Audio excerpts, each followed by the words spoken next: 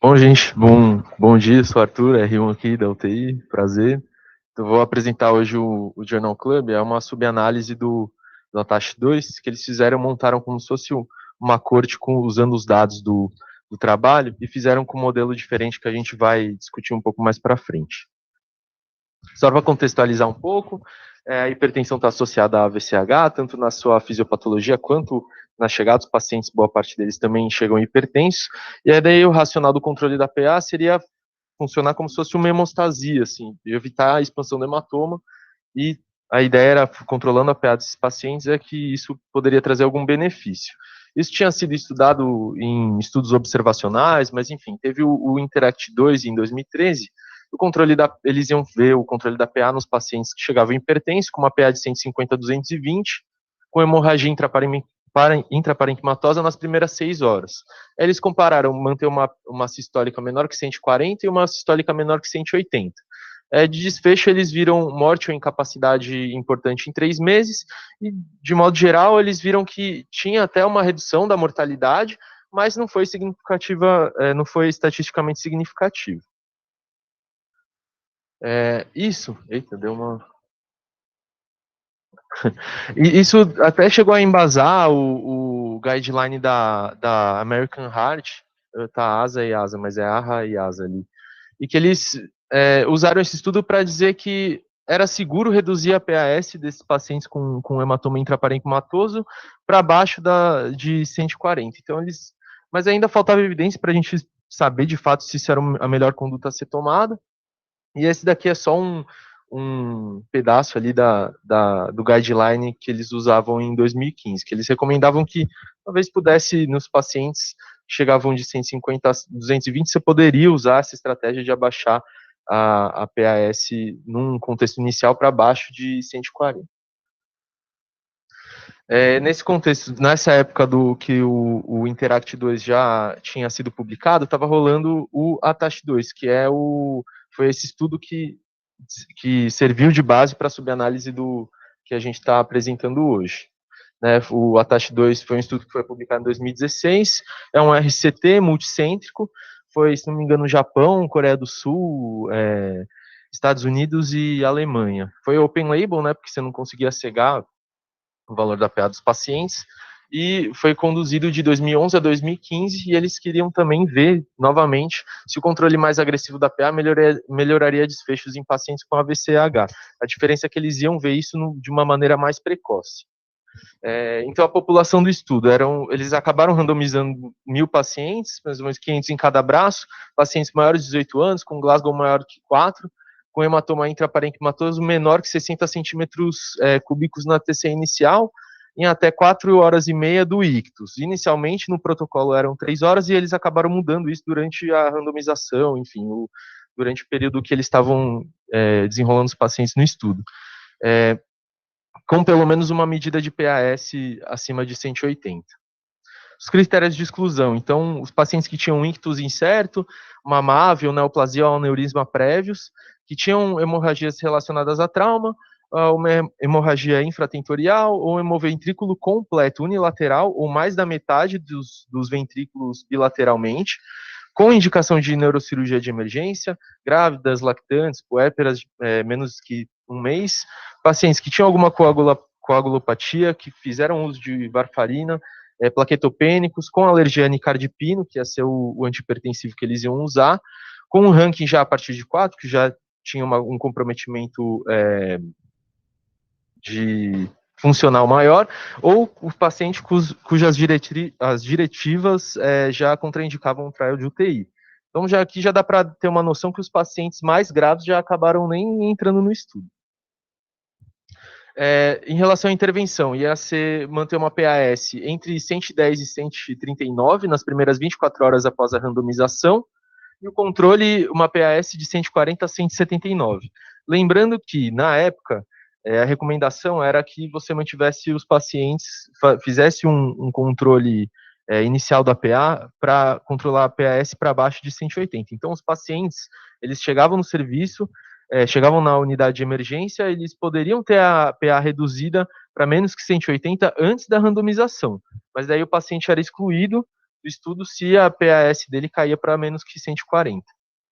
A terapia, eles iam usar o nicardipina EV em infusão contínua, iam começar com 5 ml hora, aumentando 2,5 a cada 15 minutos, até chegar na PA-alvo, com uma dose máxima de 15 mg hora. Isso daí depois a gente pode discutir, porque não tenho muita mão nesse medicamento, não sei em relação à potência, enfim. Aí a gente discute depois. Eles poderiam usar o labetalol ou o diltiazem EV, depois de 30 minutos, se fosse necessário, para chegar na PA-alvo de cada grupo.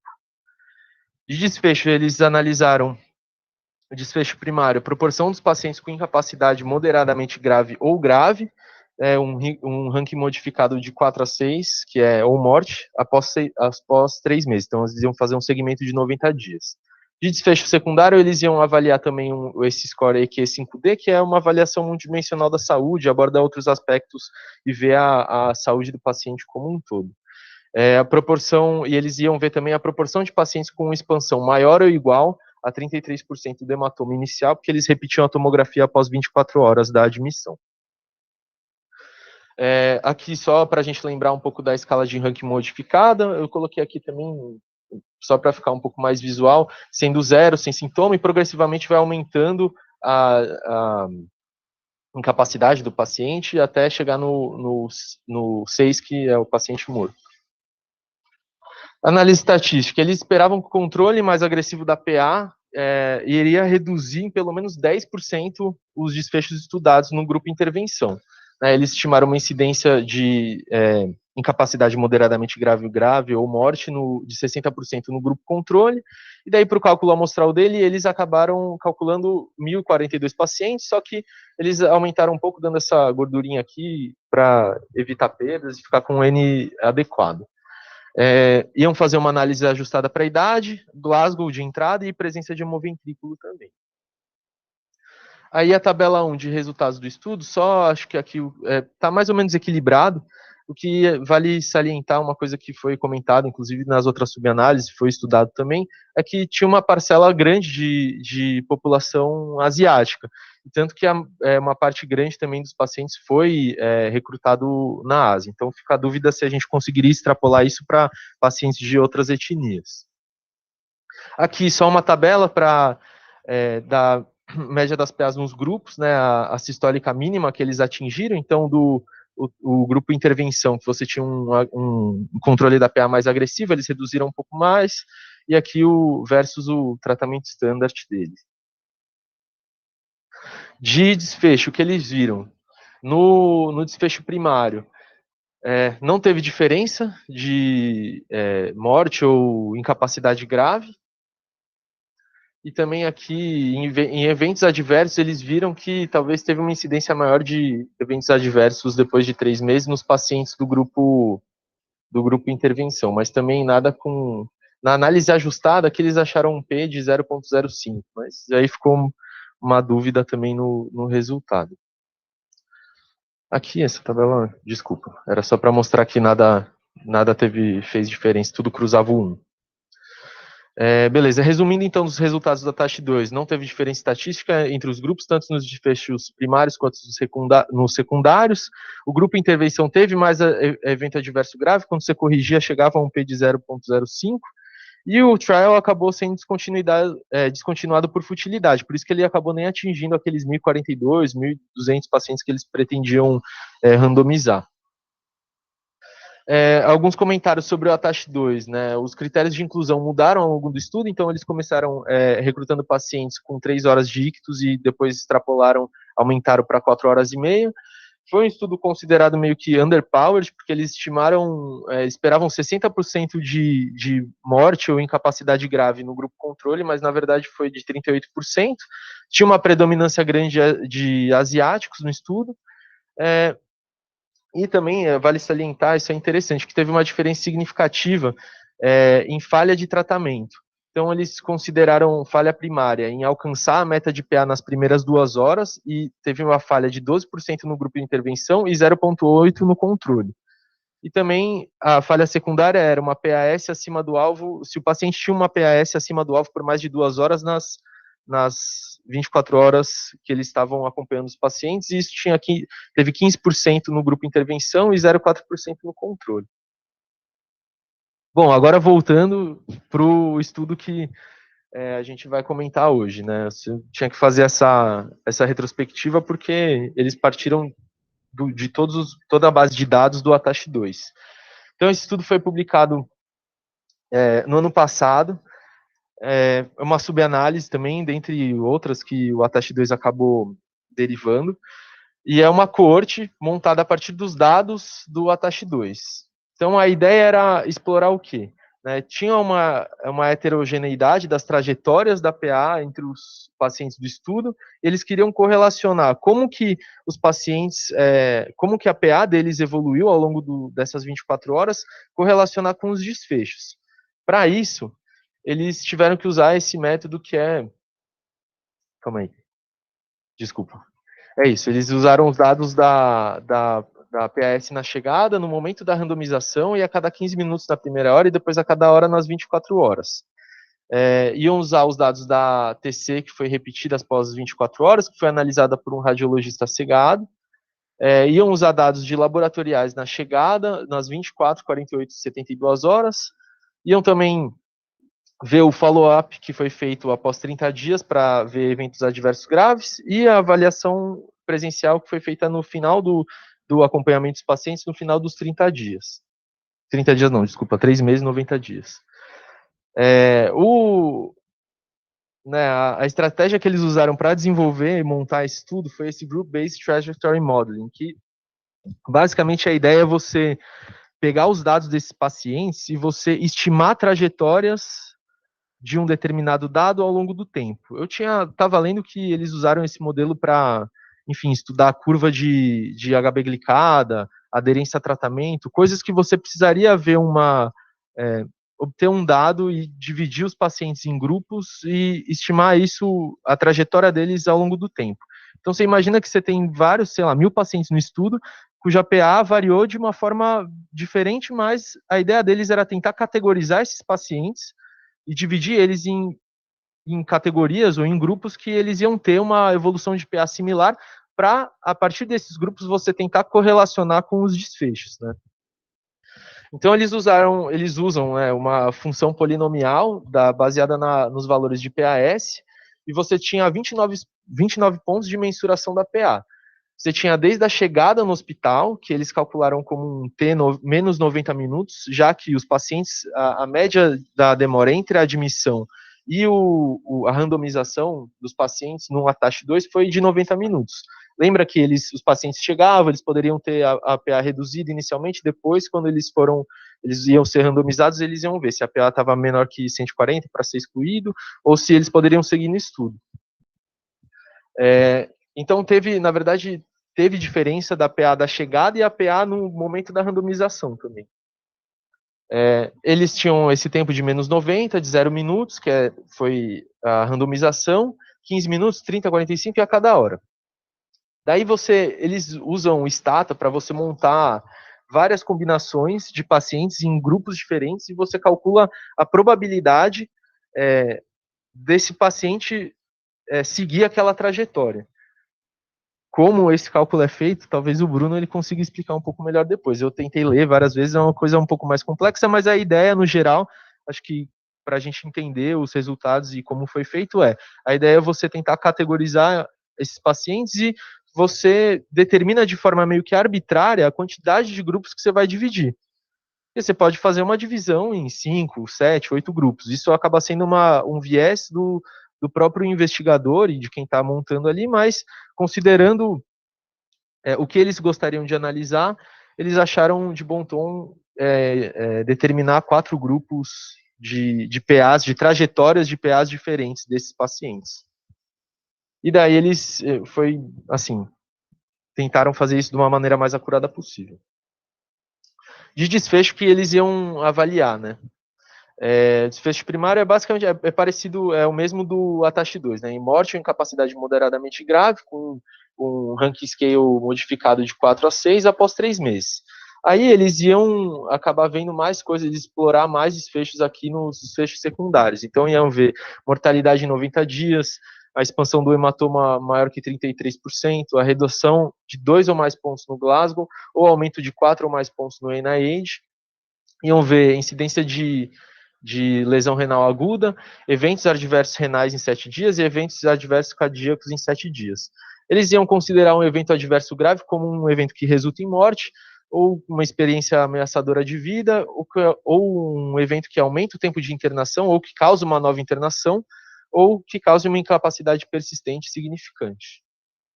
A análise estatística, eles iam usar o ANOVA, o Kruskal-Wallis ou o Q-quadrado conforme apropriado para cada variável que eles estavam estudando. Iam fazer uma regressão logística para associar os desfechos aos grupos, iam ajustar para várias coisas, então ia ajustar para sexo, idade, se o paciente era asiático ou não asiático, lembra que isso foi uma questão no ATACH-2, antihipertensivo usado, NIH da chegada, o HB, create, volume do hematoma inicial, iam ver tempo até a randomização, se o paciente era ou não do grupo intervenção, a sistólica na hora da randomização, a dose máxima de nicardipino, uso de outros hipertensivos e presença de ventilação mecânica. De resultados, então, eles estimaram, nessa de você calcular qual grupo é mais adequado, qual modelo de trajetória seria mais adequado, eles partiram de 20 modelos, e acabaram chegando no modelo de 4 grupos, que a média da probabilidade posterior do paciente estar em determinado grupo foi maior que 90%, ou seja, você tinha uma acurácia relativamente grande para dizer que os pacientes daquele grupo, eles de fato tiveram aquela estimativa de trajetória de PA deles estava correta. Os 4 grupos eram um grupo que manteve com uma PAS moderada, então na admissão ele chegava com uma média de 190 milímetros de mercúrio e após a randomização ele mantinha entre 150 e 160. O grupo 2 era a PAS moderada para baixo, que ele chegava com uma PA de uma sistólica de aproximadamente 190 e após a randomização ele se mantinha abaixo dos 140. O grupo 3 eram os pacientes que chegavam com uma PAS alta, né, então maior que 210 na chegada, e depois da randomização eles mantinham menor que 140 até 2 horas, depois aumentava um pouco, mas ficava por volta dessa faixa. E o grupo que manteve uma PAS mais alta, que na admissão tinha uma PA maior que 210, e que após a randomização manteve ali 160 a 170. Esse é o gráfico que eles conseguiram depois de fazer toda esse somebody love matemático aí, estatístico, e esses são as trajetórias dos pacientes, que eles categorizaram os 4 grupos, e daí, eu não sei se tem alguém que é daltônico aqui, mas só para mostrar que você tem o grupo 1, esse daqui, que é o começa... Opa, desculpa, acho que eu sou daltônico aqui. Que ele chegou com uma PA moderada e manteve sem grandes variações. O grupo 4, que é o que chegou alto e manteve-se alto. O grupo 2, que chegou moderado e abaixou a PA. E o grupo 3, que chegou bastante alto e foi o que teve teoricamente, a maior variação aí de PA ao longo do acompanhamento do estudo. Aqui falando, então, dos resultados, né? É importante só que eles viram de característica, acho que a tabela é horrível, assim, são umas tabelas enormes, super confusas, mas aqui acho que vale salientar que tinha uma proporção um pouco maior de hipertensos no grupo 3, que foi o grupo que chegou com uma PA mais alta e que foi reduzido de forma mais agressiva. Se a gente for prestar atenção aqui, tanto a distribuição do local do sangramento ou presença de hidrocefalia foi mais ou menos parecido entre os grupos. De característica do tratamento, nos grupos 2 e no 3, o que chegou moderado e foi para baixo, o que chegou com APA alto e foi para baixo, eles tinham a maior proporção dos pacientes que tinham sido randomizados no grupo intervenção lá no ATACH-2. Então, eram os pacientes que tinham uma meta de PA mais baixa, e isso faz sentido que eles tenham caído nesses grupos, tenham tido essas trajetórias de PA. Aqui dava para ver também, só para... deixa eu ver, a dose máxima de nicardipino também dá para a gente notar que ele acabou usando um pouco mais, o grupo que precisou teve a variação mais alta. e que ele também foi o grupo que utilizou mais a terapia antipertensiva de resgate. Outra coisa importante da gente ver aqui, que acho que talvez caiba na discussão ou não, esses pacientes do grupo 3 que chegaram com a PA mais alta e reduziu mais, eles receberam também mais ventilação mecânica. De desfecho, para morte ou incapacidade grave em 3 meses, o que eles viram é que tanto na avaliação, sei lá, sem ser ajustada, quanto na ajustada, eles viram que em relação ao grupo 2, isso eles, para todos os desfechos, eles usaram o grupo 2 como sendo a referência do 1. Então, em referência ao grupo 2, o grupo 3, que foram os pacientes com uma redução mais drástica e mais agressiva da PA, eles tinham mais risco eles tiveram a mortalidade, ou, enfim, maior risco para desfecho do estudo, que era morte ou incapacidade grave, maior, né? Então, e aqui, foi estatisticamente significativo.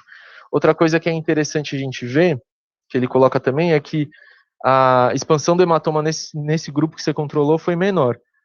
Mas é interessante que você expandiu menos o hematoma nesse grupo que você foi mais agressivo, só que, de certa forma, isso acabou não impactando na mortalidade.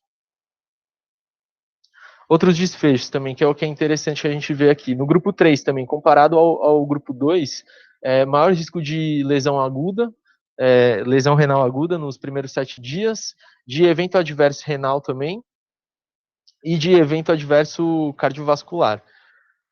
Enfim, de modo geral, esses pacientes evoluíram pior em termos de alguns desfechos estudados.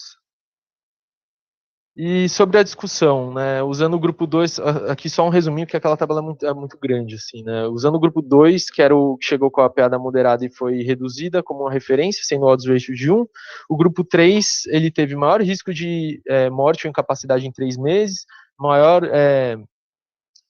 lesão renal aguda em 7 dias, mais evento adverso renal e cardíaco, usou maior dose de droga antipertensiva e não teve diferença em piora do NIH e teve menos expansão do hematoma, mas também não teve diferença significativa. Isso também não chegou a impactar na mortalidade dos pacientes de modo geral.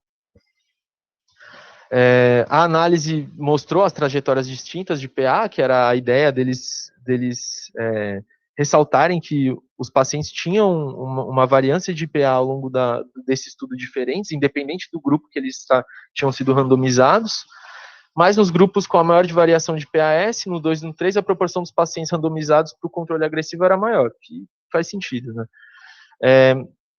Os autores, eles ponderam que a incidência dos eventos cardíacos pode ser atribuída a uma taquicardia reflexa do nicardipino ou numa piora do inotropismo dos outros agentes que eles usaram.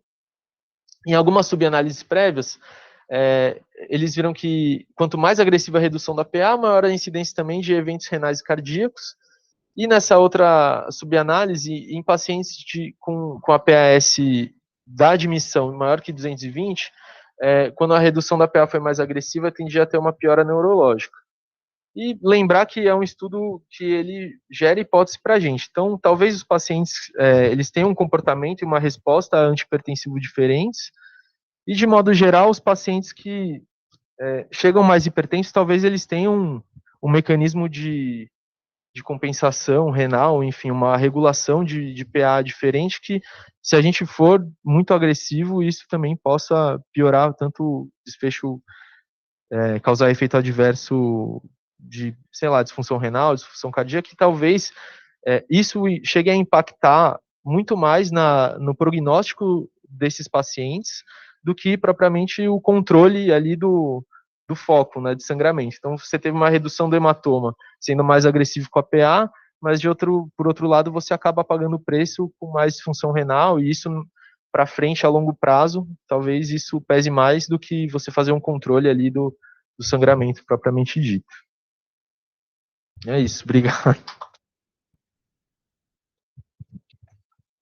Cadê o Bruno aí para... Ou o Pedro também, o Pedro serve também, para explicar esse modelo aí. Deu para entender o negócio dos grupos?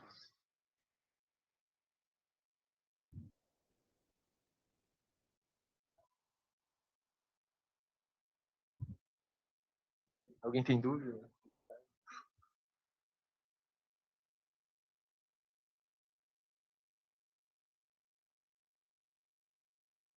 É um pouco confuso mesmo.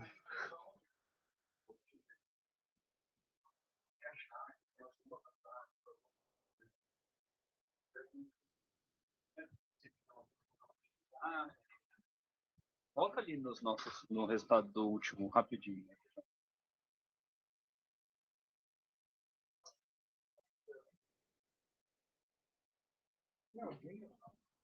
Mas é com isso.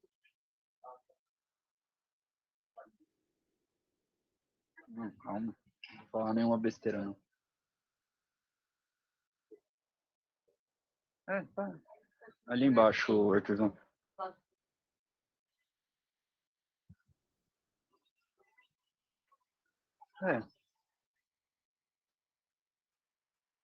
Não, a impressão é que, assim, eles queriam achar algum resultado que desse certo, que mostrasse que era possível, que ia baixar a pressão. Realmente, no grupo que chega muito alto, acho que tem uma melhora. Mas... é pior, na verdade, né? Aqui é lesão renal.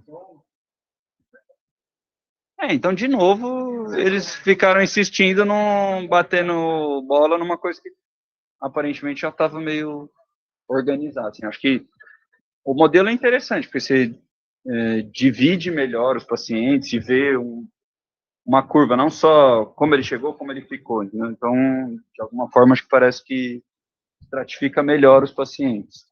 Mas é uma dedicação, assim, louvável também.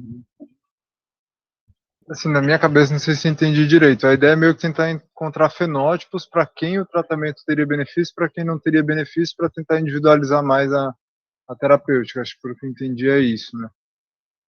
Acho que a pergunta é válida nesse sentido, ainda mais é o que a gente sempre discute, né? Tem muito estudo neutro e a gente não sabe se é porque a gente não está desenhando errado. E acho que na minha cabeça a ideia dele é tentar ver se separando melhor esses grupos a gente conseguiria encontrar um modelo para talvez fazer um estudo que funcionasse mais lá para frente, né? E ver quem é o perfil de paciente talvez vai ter mais algum benefício ou não. Aí os resultados acho que é meio que o Francisco falou mesmo, assim, do que eu penso, acho que a gente pode falar depois, mas não tem muito a acrescentar nisso. Né? Uma dúvida. Qual que é a recomendação atual na American Heart para controle de PA em AVCH?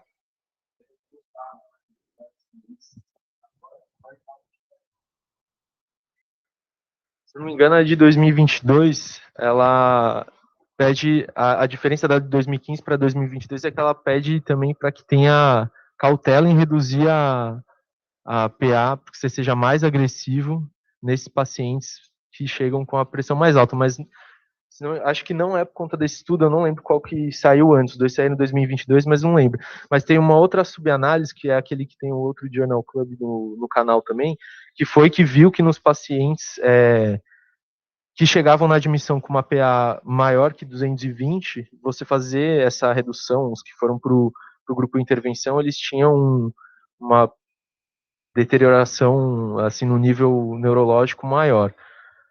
E daí eles acabaram pedindo cautela por conta disso. Não sei se ele levou em conta esse estudo, porque no suplemento, eu olhei o desse ano, de 2022, e no suplemento não conta com essa subanálise. Conta só com... Oi? Mas é isso que eles escrevem, assim. Eles podem 140 isso, 140 e 160. Acho que é 140 e 160. 140 e 160. Então, até 2015 era 140. Isso. E aí... O cara que chega a 120 é melhor ter cuidado, mas acho que a recomendação é 140, 160.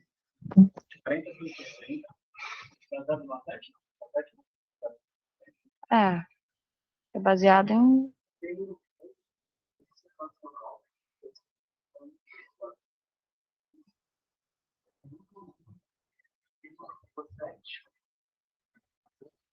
É Prospect que chama.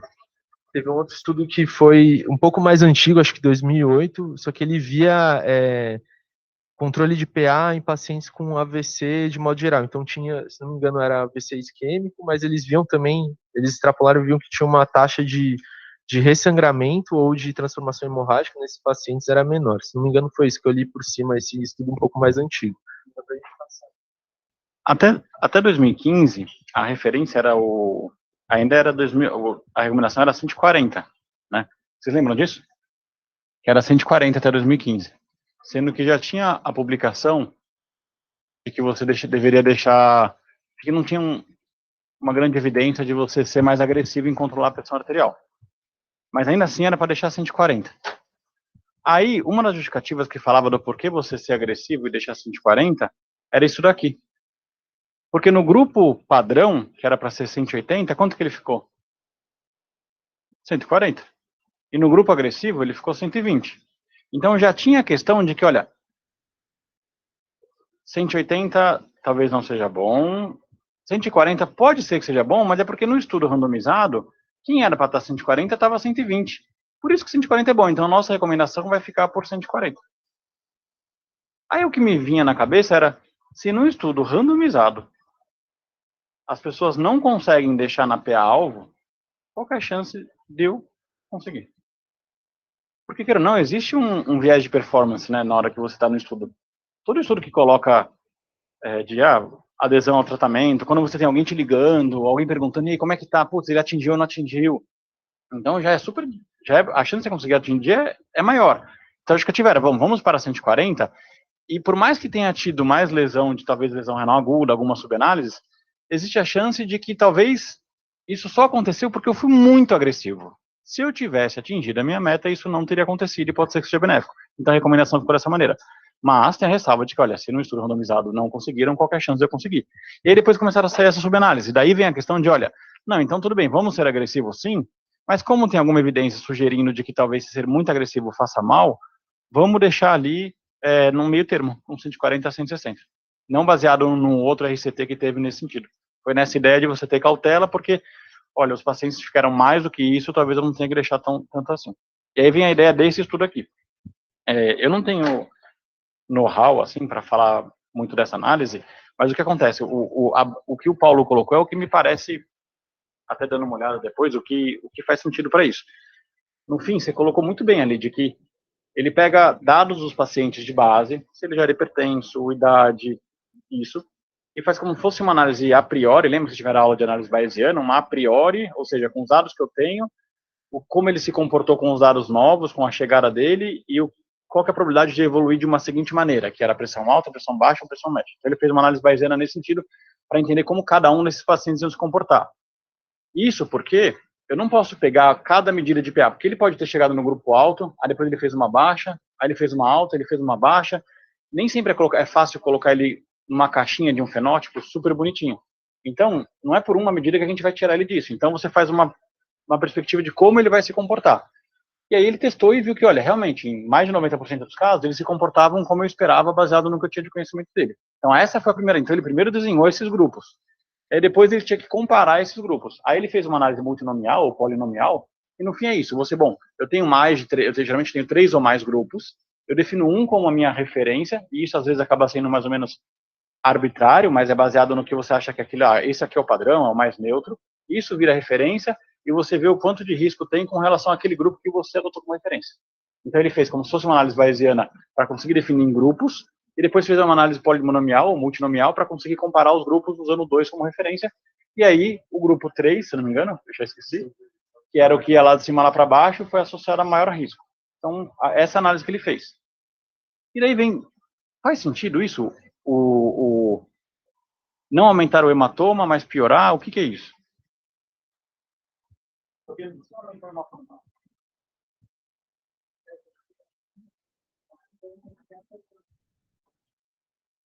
Bem hipertenso de base e deve estar desviado da curva.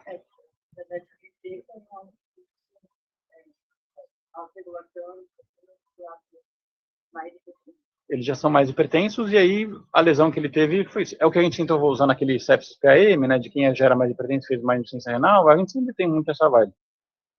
A sensação que eu tenho, não sei se isso é verdade, é que se aumenta menos o hematoma, deve proteger um pouco o cérebro. Acho que essa é a ideia, né? Os estudos com volume fazem muita diferença disso. Em contrapartida, se o cara já é talvez mais um pouco hipertenso, o hipofluxo da zona de penumbra seja pior. E aí deve ter uma balança entre o quanto que aumentar hematoma lesa mais do que piorar hipofluxo de zona de penumbra, né? E aí talvez na média faça mal. Diminui o hematoma, mas a área ao redor sofrida, talvez por perda de autorregulação, faça mais mal do que bem. Então... Quê?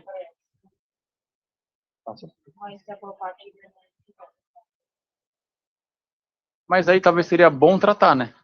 Se ele fizer uma encefalopatia hipertensiva, talvez você tratar agressivamente nem aumenta hematoma e nem faz uma pressa, por exemplo. Então acho que seria vantajoso todo mundo pro lado de controlar agressivo. Acho que deve ter alguma zona de penumbra que sofre, ou talvez o rim sofra, não tem nada a ver com a zona de penumbra neurológica. Ou talvez se você pensa em morte e desfecho neurológico ruim, talvez alguns ficam um pouco melhor para um lado, mas pioram por outro, e na média, quando a gente vê um ranking, tudo piora, sabe?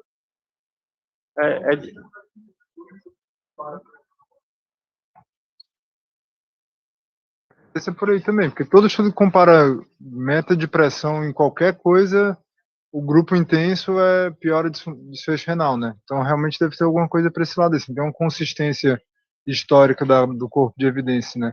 Se for pensar em análise bayesiana, tem uma probabilidade pré-teste razoável disso daí.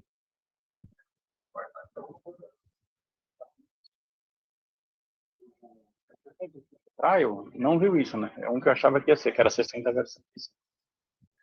Mas, em resumo, a sensação que dá é isso, de que são evidências que não super adequada, mas geradora de hipóteses, como ele mesmo coloca, e você colocou muito bem, de que talvez você ser super agressivo faça mais mal do que bem, e que aí, essas evidências não super adequadas fizeram que o que antes a recomendação era baseada em opinião de especialista, porque o RCT era negativo para esse sentido, fosse modificada.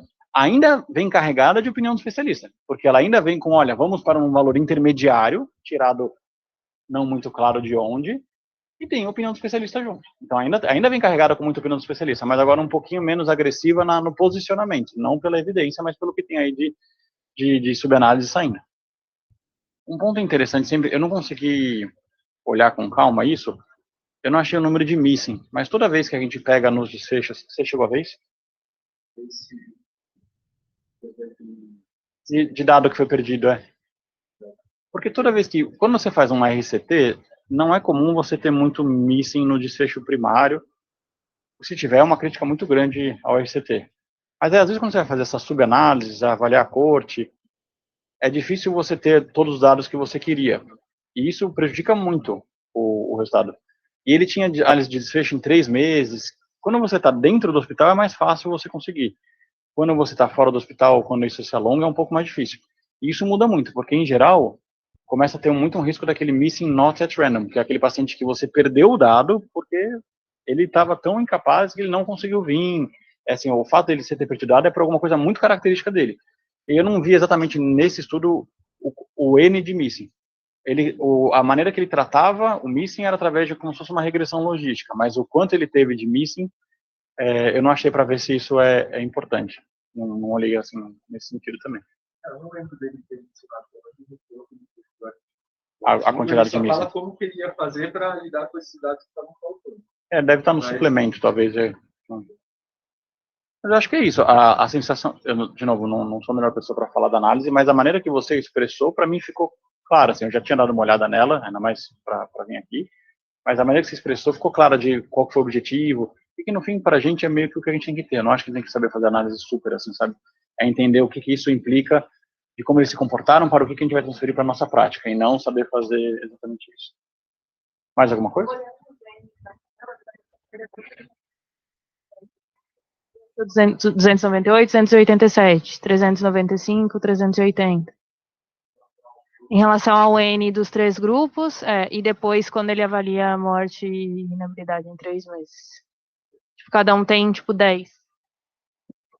Uma dúvida que eu tenho, não especificamente desse artigo, assim, mas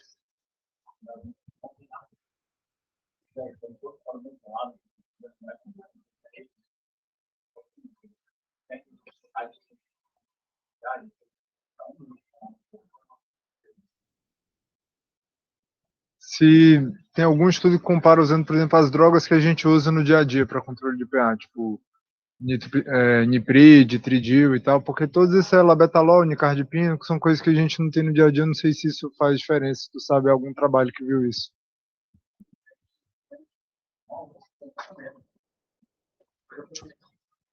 Se você for ver tudo que tem em literatura de controle de pressão, ele vai para labetalol, nicardipina, e aí, em última análise, talvez o nitroprusiato.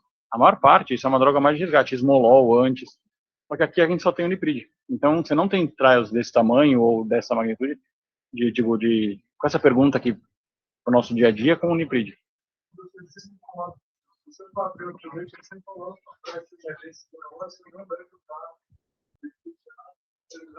Serina. E aí eu não, fico na minha cabeça se não seria um caso também para. Porque às vezes a gente vê aquele doente vai ficando mega hipertenso, a gente começa a ficar meio na dúvida do quanto que vale a pena ficar subindo um monte o niprid para ficar ele mega controlado ou não. E aí eu não sei se isso aí também bagunça um pouco mais.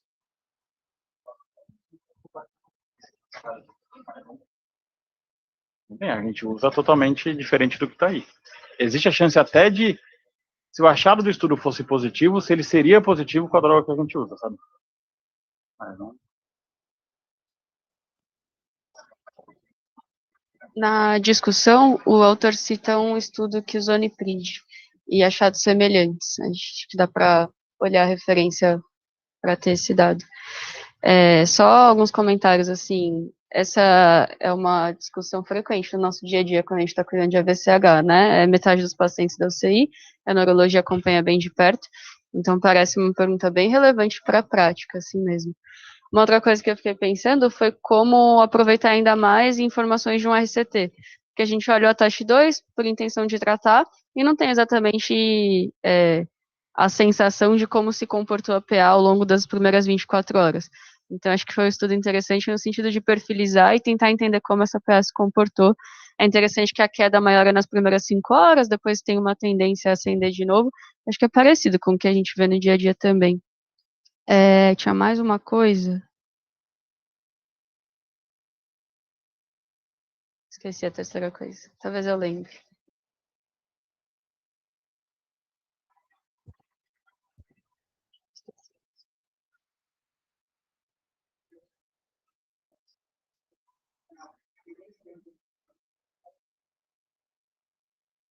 O comportamento, se ele fica hipertensão craniana ou não, são de uma maneira que você pensa que vai ser uma gravidade pior, assim, baseado em comportamento. Tem hemoventrículo, você tem mais hidrocefalia, mais hipertensão craniana, mais hipertensão. Pode ser que sim, por hidrocefalia, né? Por hipertensão craniana.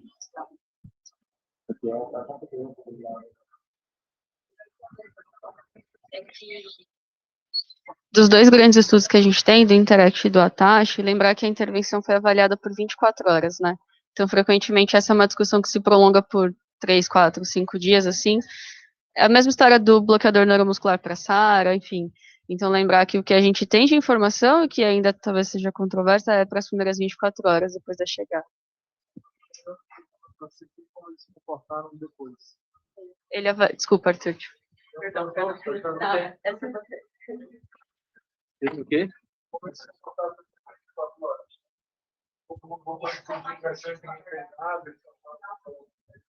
Que eu achei no artigo, pelo menos foi comportamento nas 24 horas. Você achou alguma outra coisa? É isso mesmo. Tipo, ele não tem. Ele não tinha dado da.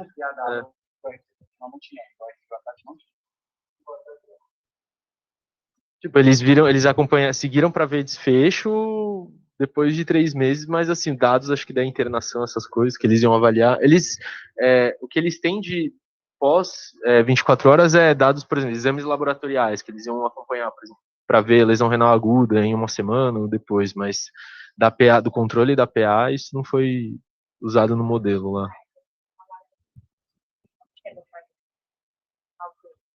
A VCH vai chegar no terceiro, quarto dia na UTI. Na UCI, que é que eu acabei. Eu lembro que é onde eu mais vi. Agora, por exemplo, a gente tem uma VCH e ainda tá já tá no 8º dia, assim. Chegou pra gente no 6º dia, né?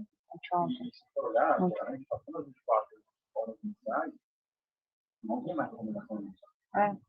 Mas dá medo, né? Você manda um 240 de sistólica, 260.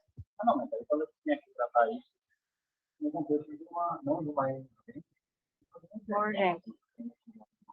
Precisa baixar, é verdade. Aí muda o contexto.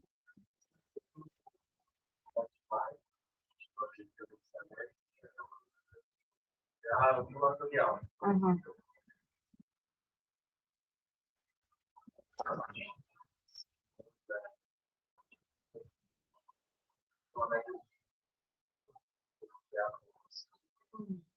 Eu acho que já não é mais relacionado à pergunta do Atlético, que é a expansão de hematoma e lesão por expansão.